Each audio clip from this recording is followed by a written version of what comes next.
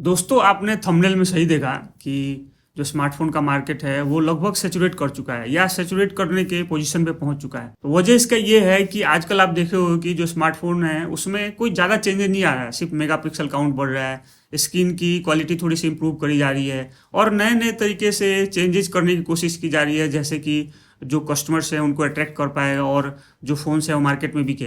तो मैं आपको पीछे जाकर कुछ और चीज़ समझाना चाहता हूँ कि यहाँ तक कैसे पहुँचे। जब टेलीफोन का आविष्कार हुआ था तो ये अपने आप में बहुत बड़ी उपलब्धि थी। दो पर्सन काफ़ी डिस्टेंस पे बात कर सकते थे।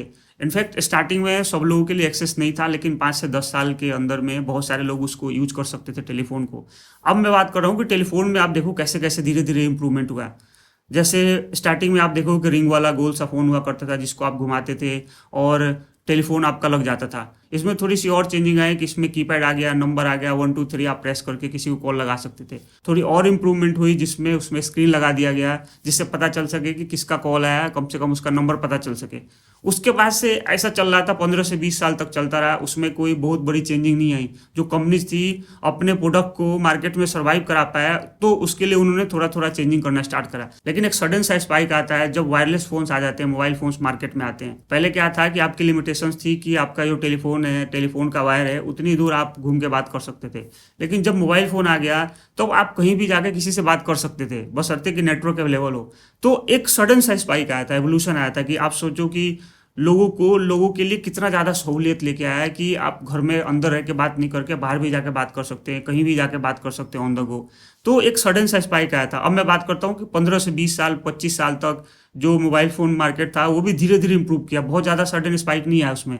जैसे छोटे स्क्रीन हुआ करते थे, फिर उसके बाद से धीरे धीरे इंप्रूव करके उसमें कैमरा फिट किया गया, उसके बाद से स्क्रीन की साइज को थोड़ा बढ़ाया गया। लेकिन जब मोबाइल फोन्स थे उसके बाद एक जब स्मार्टफोन आता है, जो टच बेस्ड फोन आते हैं, उसमें एक सडन स्पाइक आया था। मतलब कि टेक्नोलॉजी बहुत ज़्यादा चेंज हो गई कि आपका छोटा जो स्क्रीन था वो उसको बड़ा स्क्रीन हो गया, और जो मीडिया कंजम्पशन था कि आप छोटे स्क्रीन में मीडिया कंज्यूम करते थे वो आप बड़े स्क्रीन में मीडिया कंज्यूम करोगे। मतलब कि आपका छोटा स्क्रीन जब जरूरत पड़ेगी तो आपको आपका कीपैड आ जाएगा, जब जरूरत पड़ेगी उसमें कीपैड आ जाएगा, आप किसी को कॉल कर सकते हो, जब आप मूवीज देख रहे हो या कुछ देख रहे हो तो पूरा का पूरा स्क्रीन आप यूज कर सकते हो। तो ये एक सडन स्पाइक था मोबाइल फोन से स्मार्टफोन्स की तरफ। लेकिन अभी स्मार्टफोन का मार्केट 2007 2008 के बाद से कुछ ज़्यादा इंप्रूवमेंट नहीं हुआ है, सिर्फ कैमरा का मेगापिक्सल काउंट बढ़ाया जा रहा है। मैंने सुना है कि 600 मेगापिक्सल वाला कोई फ़ोन लॉन्च किया जाएगा, उसकी टेस्टिंग चल रही है। तो मेगापिक्सल काउंट बढ़ रहा है, स्क्रीन की क्वालिटी बढ़ाई जा रही है, लेकिन टेक्नोलॉजी में जो एवोल्यूशन होना है वो उतनी उस रेट से नहीं हो रहा है जिस रेट से एक्सपेक्टेड है।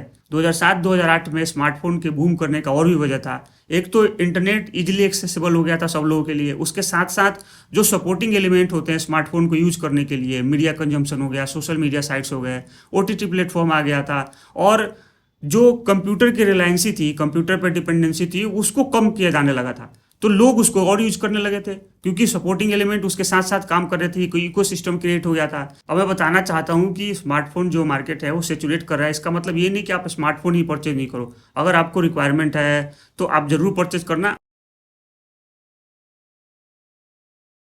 एक टेक्नोलॉजी के बारे में बताना चाहता हूँ कि अभी मार्केट में है, लेकिन जैसे मैं बता रहा हूँ कि इकोसिस्टम उसके लिए क्रिएट नहीं किया जा रहा है। उसके साथ जो सपोर्टिंग एलिमेंट है, जो कि मीडिया कंजम्पशन है, जो एप्लीकेशन है, वो उसके उस रेट से डेवलप नहीं किया जा रहा है जिस रेट से वो टेक्नोलॉजी आगे बढ़ रही है। वो टेक्नोलॉजी है ऑगमेंटेड रियलिटी, वर्चुअल रियलिटी और मिक्स्ड रियलिटी। ये सारे एक ही फैमिली के मेंबर्स हैं। जैसे मैं इन तीनों की बात करता हूँ, वर्चुअल रियलिटी, ऑगमेंटेड रियलिटी, तो आपके दिमाग में सिर्फ गेमिंग आता होगा। दोस्तों इसका जो एप्लीकेशन है वो सिर्फ गेमिंग तक ही सीमित नहीं है, ये काफ़ी वाइड एरिया में ये काम कर सकता है। मैं आपको एक अलग तरीके से समझाना चाहता हूँ कि सपोज करो कि ये जो टेक्नोलॉजी है एजुकेशन इंडस्ट्री में आ जाए।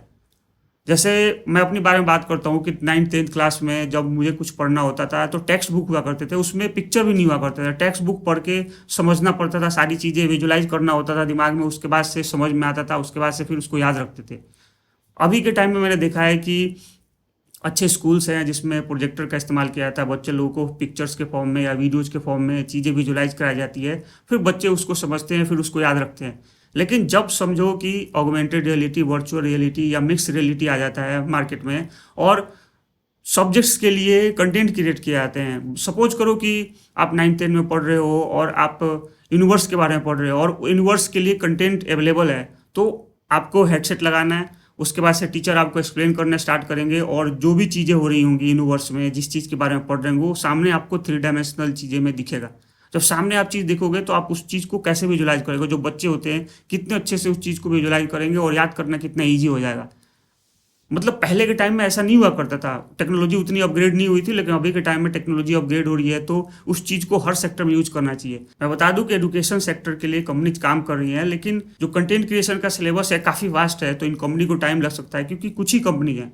नर्सरी क्लास से लेके PhD लेवल तक के जितने भी चैप्टर्स हैं, सारे चैप्टर्स के लिए वैसे विजुअलाइजेशन के फॉर्म में कंटेंट को क्रिएट करना पड़ेगा, तो इसमें टाइम लग सकता है। जब सारी कंपनी एक साथ मिल के इकोसिस्टम में आ जाएंगी, सब लोग अपने अपने लिए मीडिया कंजम्पशन के लिए या स्टडी के लिए या किसी और चीज़ के लिए सब लोग एक साथ कंटेंट क्रिएट करेंगे, तब हो सकता है कि ये जो AR VR MR है ये बूम करे। मैं दोस्तों बता दूं कि कुछ कंपनी ये जो टेक्नोलॉजी है उसको यूज करती हैं, जैसे फर्नीचर स्टोर IKEA है। अगर मान लो कि IKEA से कुछ आपको परचेज करना है, तो आप उसको फिजिकली पहले परचेज नहीं करो, उनका एप्लीकेशन को डाउनलोड करो और आपको जहां भी अपने रूम में उस फर्नीचर को रखना है, बस आप उस एरिया को स्कैन कर ले और स्कैन कर लोगे, उसके बाद से उस प्रोडक्ट को वहां पे, वो जो फर्नीचर है उसको वहां पे प्लेस कर लो। प्लेस कर लोगे तो आपको पता चलेगा कि आपके रूम की थीम के हिसाब से, कलर के हिसाब से या डायमेंशन के हिसाब से वो फर्नीचर परफेक्ट बैठता है या नहीं बैठता है। जब आपको लगेगा कि परफेक्ट बैठ रहा है तो आप उसको ऑर्डर कर दो। दोस्तों ऐसा होगा क्या कि एक तो फर्नीचर का जो साइज होता है काफ़ी बड़ा होता है, तो ट्रांसपोर्टेशन में प्रॉब्लम हो सकती है। सपोज करो कि आपने मंगा लिया और फिर बाद में आपको लगता है कि यार ये तो डायमेंशन के हिसाब से सही बैठ नहीं रहा, हमारा रूम छोटा पड़ जा रहा है, या आपके थीम के हिसाब से नहीं बैठ रहा है, तो फिर आपको वापस भेजोगे, उसको वापस करोगे, रिटर्न करोगे, तो इस प्रोसेस में काफ़ी प्रॉब्लम होता है। एक तो ट्रांसपोर्टेशन के फॉर्म में भी और कंपनी को भी नुकसान होता है। मुझे ऐसा लगता है कि फ्लिपकार्ट और अमेजोन को भी अपने प्लेटफॉर्म पे AR VR MR टाइप की टेक्नोलॉजी को इम्प्लीमेंट करना चाहिए। जैसे मान लो कि आपको एक T-शर्ट परचेज करना है, तो आप क्या करते हो, अपने साइज के हिसाब से देखते हो, कुछ रिव्यूज पढ़ते हो, उसके बाद से आप उसको ऑर्डर करते हो। लेकिन जब आपके घर पे आता है, आप उसको ट्राई करते हो, तो कभी कभी ऐसा होता है कि फिटिंग का इशू आ जाता है, कभी कभी ऐसा होता है कि आप पे कलर नहीं जचता है, तो आप उसको वापस कर देते हो। जितने पैसे का आपने परचेज किया था उतने आपको रिटर्न हो जाते हैं। लेकिन कंपनी के फॉर्म में सोचो कि वो प्रोडक्ट आपके घर तक आया, फिर घर से वापस गया, तो इस प्रोसेस में ट्रांसपोर्टेशन की कॉस्ट लगती है और वो सब चीज़ कंपनी को बियर करना पड़ता है, कंपनी का नुकसान होता है। अगर AR VR टेक्नोलॉजी इंप्लीमेंट हो जाते हैं तो आप अपने पे फिट चेक कर लोगे, वर्चुअली आपको दिख जाएगा जो T-शर्ट है उसकी फिटिंग कैसी है, कलर कैसा है, जब परफेक्ट बैठेगा तब आप उसको परचेज कर लोगे। वैसे में बहुत कम लोग रिटर्न करेंगे और कंपनी को ज़्यादा फायदा होगा। अभी सिर्फ गेमिंग इंडस्ट्री है जो कि AR VR MR टेक्नोलॉजी के लिए वो कंटेंट तैयार कर रहे हैं, गेम तैयार कर रहे हैं। आप जब गेम खेलोगे तो आपको खुद फील होगा कि आप कॉम्बैट बैटल में हो और आप खुद पर्सनली उसको फील करोगे और गेम खेलोगे, तो बहुत अच्छा लगेगा। तो सिर्फ गेमिंग इंडस्ट्री अपनी तरफ से ट्राई कर रही है, अफोर्ड कर रही है, बाकी और भी इंडस्ट्री एक साथ मिलके इकोसिस्टम में आएंगे और अपनी तरफ से कोशिश करेंगे, कंटेंट क्रिएट करेंगे। तो मुझे ऐसा लगता है कि जो AR VR टेक्नोलॉजी है वो स्मार्टफोन इंडस्ट्री से एक सडन टाइप का स्पाइक लाएगा और बूम करेगा। तो दोस्तों यही था, उम्मीद करता हूँ आपको वीडियो अच्छा लगा होगा, and thanks for watching this and have a nice day.